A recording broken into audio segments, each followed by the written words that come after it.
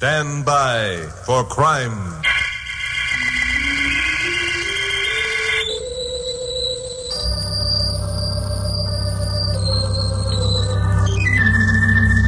Hi, Chuck Morgan again.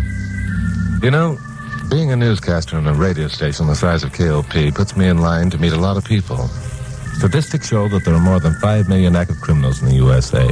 These include the sneaking small-time petty thieves and the big-time operators who head up Murder Incorporated. They also include the racketeers, that group of sadistic, unscrupulous parasites who prey upon the weak, the innocent, the honest citizen. To my way of thinking, they're the worst. The ones we can best get along without. Especially those who deal in human emotions.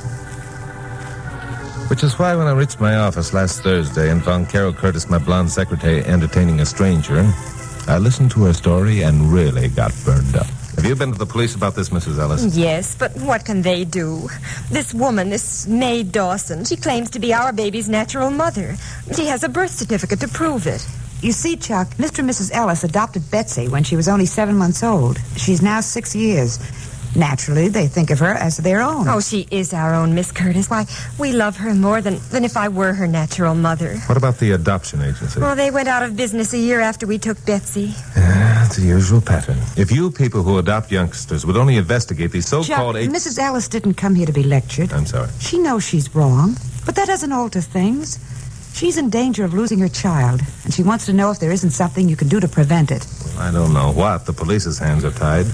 What about this Mae Dawson, the child's natural mother? Well, she claims that after the child was born, she was unable to support it, so she left it with the adoption agency.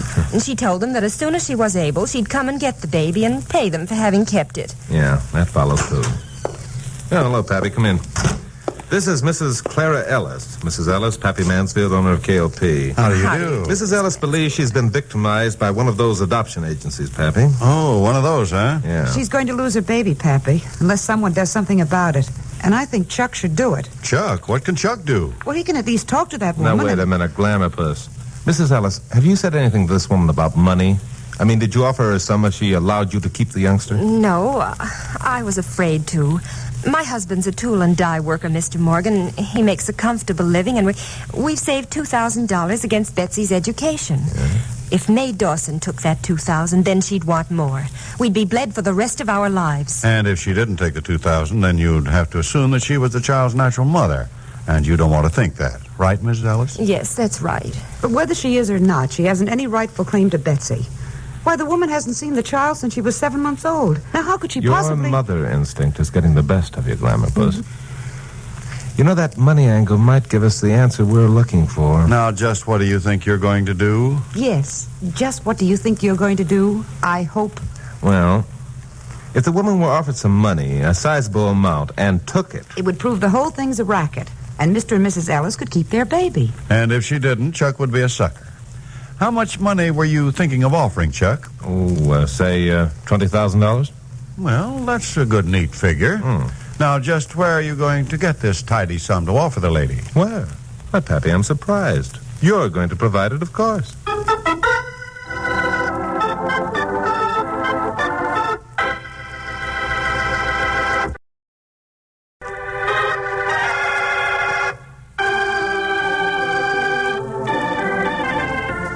It wasn't an easy job selling Pappy on the idea he should risk $20,000 trying to expose what might or might not be one of the most vicious rackets in the books. He was only half convinced that Mae Dawson didn't have a legitimate claim, especially since Clara Ellis had no proof whatever that Mae Dawson wasn't little Betsy's natural mother. But, Pappy, that's what we want to find out. If it's a racket, then we want to know about it. Why? We're not in the racket-busting business, Chuck. We're running a radio station. Why should we... Because when you run a radio station or a newspaper or any other public service enterprise, it's supposed to be devoted to the best interests of the people who support it. And that's the public. My, just listen to Miss Curtis. Now, look, this is what I have in mind. Suppose I call her Mrs. Dawson. I'll represent myself as Mrs. Ellis's attorney. I'll tell her the Ellises are too upset to talk to her again. I'll hint around and finally offer them $20,000. Of my money. Yeah. Oh, Chuck, I knew you'd do something. Mrs. Ellis, you haven't a thing to worry about from now on. Chuck will take care of everything. Now, wait a minute, Glamourpuss. Let's not get Mrs. Ellis's hopes up. I can't promise a thing. There's still a 50-50 chance that Mae Dawson is legitimate. If she is, there's nothing anybody can do. She won't take my baby, Mr. Morgan. I don't care who she is. She won't take my baby. I'll kill her first.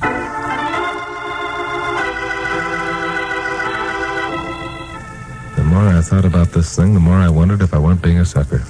Even if, after talking to Mae Dawson, I became convinced she was pulling a racket, what could I do about it? The whole thing didn't make sense. Except that I kept thinking what a terrible tragedy it would be if Clark and Clara Ellis had their baby taken away from them. Or if Mrs. Ellis carried out her threat to commit murder. So it was with considerable misgivings that I rang the doorbell of an apartment in West Los Angeles, which was where Mae Dawson had told Clara Ellis she was living.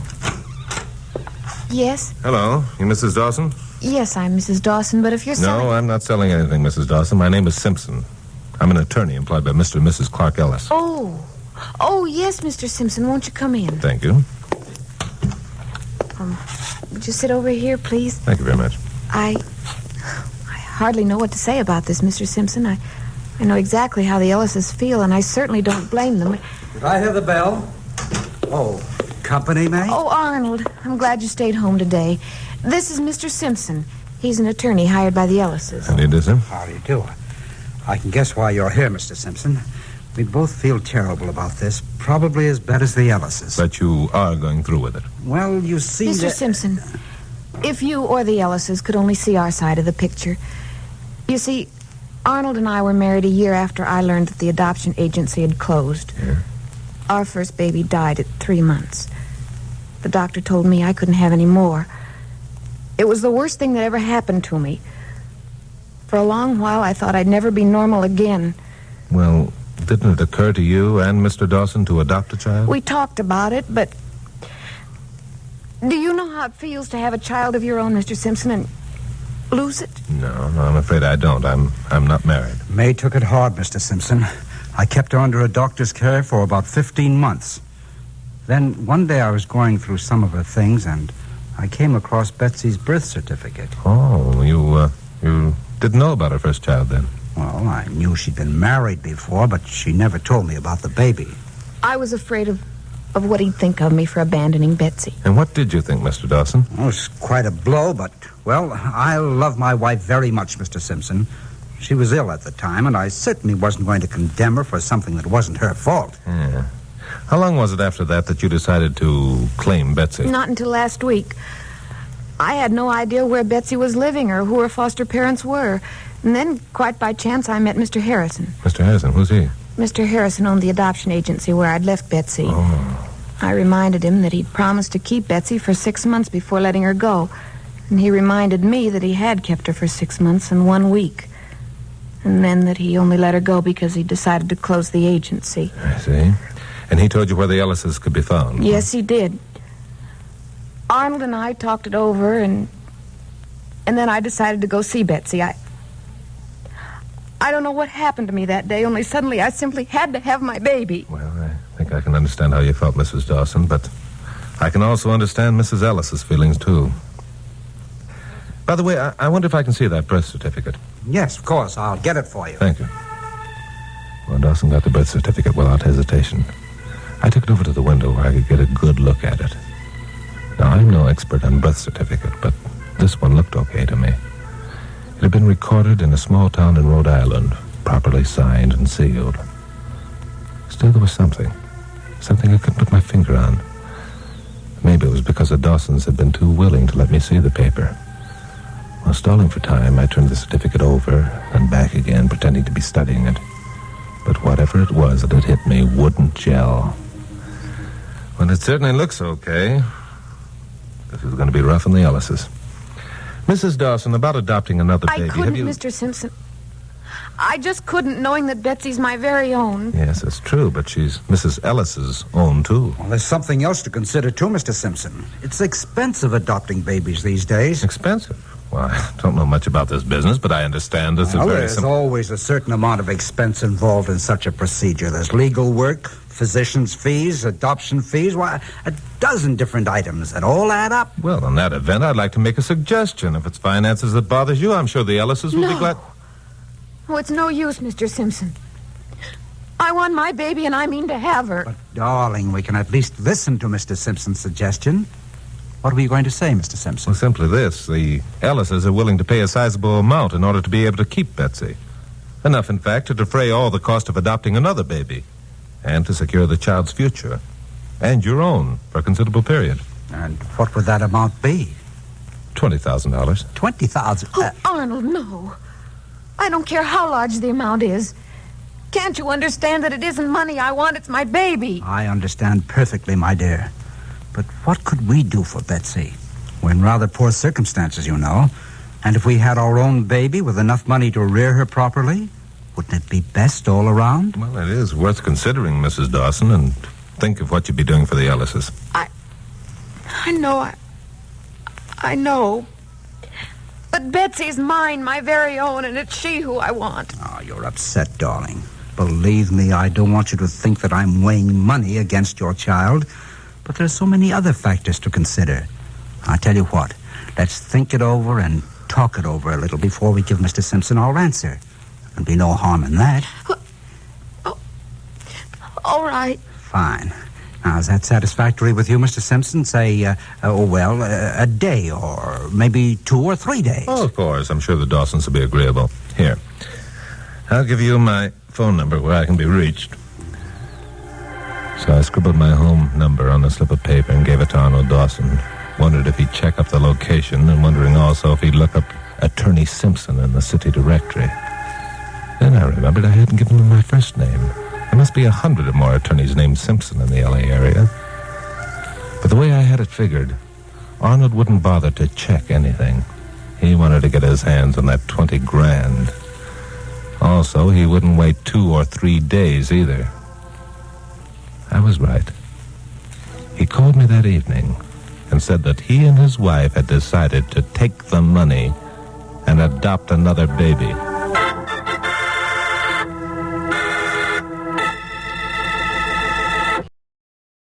Now, the conclusion of Stand By for Crime. Well, I got down to the office early the next morning and found Pappy and Carol waiting. I'd called Pappy the night before and told him what the score was, and was therefore not surprised at the reception I got, which wasn't promising. Are you crazy, Chuck? Everything you've told us about your visit yesterday proves that the Dawsons aren't phony. Give me a for instance. Sure, I'll give you a for instance. Good. If they were working a racket, they'd ask for cash. And you told me last night they were willing to accept a check. Now, don't let him talk you out of it, Chucky boy. You keep out of this, Carol. I'm sorry. I'm not going to let him talk me out of it, Glamour Buzz. These two are phonies working the smelliest racket I've ever known. Be reasonable, Chuck. Agreeing to take a check They'd proves... be dopes to ask for cash, Pappy. It'd be a dead giveaway. They're phonies. I can prove it. How? Number one, they were too willing, almost eager to have me examine that birth certificate. Is that your proof? Number two, they asked for 2 days and took 2 hours before accepting the offer. Attaboy, Chuck. Carol, I've already told you. I'm sorry, Pappy, but Mrs. Ellis called me again last night and... I don't care if the Queen of Sheba called you last night. I'm not going to pour $20,000 down a rat hole just to hear the noise it'll make. Number three, I saw something on that birth certificate that definitely proves it was fake. Yeah, what was it? I don't know. Now, that's a good answer. You know who it sounds like? Sounds like Chuck Morgan trying to be cute. I'm not kidding, Pappy. The clue is on that birth certificate. I'm sure of it. But I've got to get my hands on the certificate and study it again. And the only way he can do that is to buy it with $20,000. Which means we expose the racket and have a whale of a story. And Mr. and Mrs. Ellis will be happy again. And my $20,000 will be gone. Pappy, I promise you it won't. If it is, you can take it out of my salary. Take it out of your salary. Why, that'll take I know how many years it'll take. I should live so long. Will you stop being so hard to get along with and open up that checkbook, please? Okay. But just remind me to shoot myself directly after lunch, will you? Hand me that pen.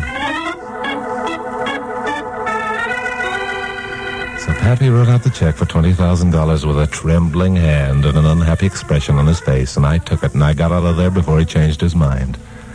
I started for West L.A., and then suddenly I changed my mind. A thought had occurred to me, a very bright thought indeed, and instantly I felt better. I pulled up at a drugstore, phoned Carol, gave her some precise instructions. Then I phoned Bill Meggs at police headquarters and asked him if he could meet me for a round of golf at the Burnside Country Club. He could and did. I told him the whole story. It was at the 9th hole where there's a water hazard. Then I remembered what was on that birth certificate that made it a phony. I told Bill about it, too. He agreed I had a case. So Bill and I had lunch and we parted. It was 2:55 when I finally pushed the doorbell of the Dawson apartment. Oh, hello, Simpson. Come in. Thank you. Mrs. Dawson's rather upset. Oh, I'm sorry to hear that. I hope you're not going to change your mind, Mrs. Dawson. I don't know. Every time I think of my own baby... No, stop. This makes me feel like a kidnapper. Perhaps if I talk to Mr. and Mrs. Ellis. Mrs. Dawson and I have made our decision, Mr. Simpson. Now, let's get this over as quickly as possible. You brought the check, of course. Yes, I have it right here. Excellent. Now, I've prepared a paper relinquishing any claims we have on Betsy. We've both signed it. Well, I'm not so much interested in such a paper as I am in that birth certificate. Birth certificate, Mr. Simpson? Of course. Without that, any claims you might make would be worthless. So I'm afraid I'll have to ask you for that certificate in exchange for this check. Yes, of course. I understand. And I may... Yes, I'll get it. So May went into the other room after the birth certificate. And sucker me didn't figure it out. She came back a minute later. Here you are, Mr. Simpson. Which was when I made my mistake. I turned and... Arnold must have had a pair of brass knuckles hidden in his pocket. Nothing else could have hit me harder or knocked me colder faster. Time passed, or I suppose it did. I was in no condition to check. All I know is that when I could see again, there wasn't anything to look at except a crack of light, which apparently came from beneath a door. Also, I was well trussed up, and the same old voodoo drum was beating its familiar tattoo inside my head. Then I heard a door open in the room beyond, and there was another sound, which was sweet, sweet music. Well, there's no one here, Pappy. No, it looks like we're wasting our time. Let's get out of here. Wait a minute, Pappy. Listen. Hey, sounds like someone's in that closet. It's Chuck. Well, so it is. Well, fancy. Oh, Pappy, stop being funny. He's hurt. Here, Chucky boy, let me untie that gag. Pappy, loosen the ropes. Sure. There. Chuck, what happened? Are you hurt? Don't touch my head, that's all. Just don't touch my head. Now, there you are, my boy. Yeah, you're as free as the wind again. Thanks, Pappy. Did they get away? Who, the Dawsons? Yeah. Well, there's no one here but us, so they must have. You got the birth certificate, of course? No, but I remember what was on it that was phony. What was it? Before you answer that, there's just one question. Did they get the $20,000? Yes, but don't worry. I'm not that dumb. What do you mean you're not that dumb? If they've got that check, what stopped them from cashing it? Because I waited until almost 3 o'clock before getting here. They couldn't get to the bank in time. They'll have to wait until tomorrow morning to cash the check, and we'll be on hand to greet them. Well, you idiot. What do you mean, idiot? Knuckle-headed idiot. No, wait a minute. Everything occurs to you but the right thing. Huh? This is Friday, and on Fridays, the Los Angeles banks are open all day. A quick call to Pappy's bank confirmed the fact that the Dawsons had been there and cashed the check, and a quick exit by me prevented Pappy from firing me on the spot. 20,000 smackers. I began figuring how long it would take me to pay it back at the rate of $50 a month, but lost track when I became 70 years old. After all, I'm no Einstein. Brother, I'd really pulled a boner this time.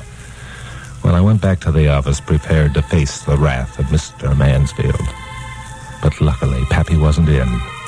But good old Glamorpus was waiting for me with a kind word and a cheerful smile. Never mind, Chucky boy. Pappy will forget the whole thing as soon as he cools off. Yeah, but it's going to take more than my winning smile to cool him off $20,000 worth. Oh, fiddly-dee. You know Pappy. Sure, tomorrow I'm going to be saying it's been nice to have known Pappy. Oh, don't be silly. Silly, she Look, said. I've got an idea that will make everyone feel better. Yeah, what's that? Well, in the disappointment of failure, all of us forgot the noble purpose of your venture. Please, darling, don't Ellises remind will me. now be able to keep their little Betsy, and we haven't even told them. You know, you're right. Listen, give them a ring. Well, wouldn't it be better if we went out and told them in person? Huh? Well, after all, there'll be a good deal of satisfaction in seeing the expressions on their faces and hearing their thanks. $20,000 worth, maybe. And also, it might be a good idea if you stayed out of Pappy's sight for a while. Oh, Glamorpus, you're a genius. Let's go. So Glamorpus and I headed for the address that Clara Ellis had given us. As we got near, I found myself looking forward to this experience. After all, I hadn't failed in my purpose. Not by a long shot. The Ellises were going to keep their child. And by golly, that was worth 20 grand of anybody's money, even Pappy Mansfield. The Ellises lived in a white stucco apartment house halfway up a hill on Melrose Avenue, east of Vermont. They had a ground floor apartment with an outside entrance. Carol rang the bell. Hello, Mrs. Ellis. Remember us? Why, it's Mr. Morgan and Miss Curtis. Yes. How's Betsy, Mrs. Ellis? Betsy? Oh, she's fine, just fine. Well, maybe come in a minute. We've got some good news for you. Well, that is, could you make it some other time? Well, you don't understand, Mrs. Ellis. Our good news is about Betsy. You don't have to worry anymore. There was something wrong about this, something very wrong.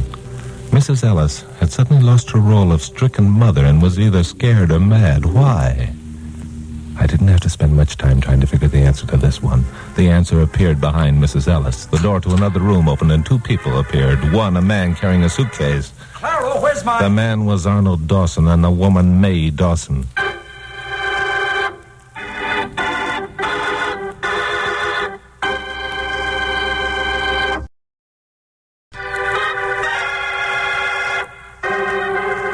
For about 2 seconds, all five of us stood frozen in a state of shock. And in that 2 seconds, the whole dirty picture was revealed to me as clear as a newly washed window. We'd been taken in by one of the smoothest rackets I'd ever come across. The Dawsons and Mrs. Ellis had conspired to extort $20,000 from Pappy Mansfield. There wasn't any little Betsy, or stricken parents, or long-seeking mother. It was all a gag. But it was the fact that they'd made a goat out of me that made me mad. I not only saw red, but all the other colors of the spectrum. It didn't make any difference that at that moment Dawson dropped his suitcase and reached for a gun. I went into that house like a charging bull. Out of my way, woman. Chuck, look out! All right, you two-bit chiseler, you just missed your only chance. Make a sucker out of me, will you?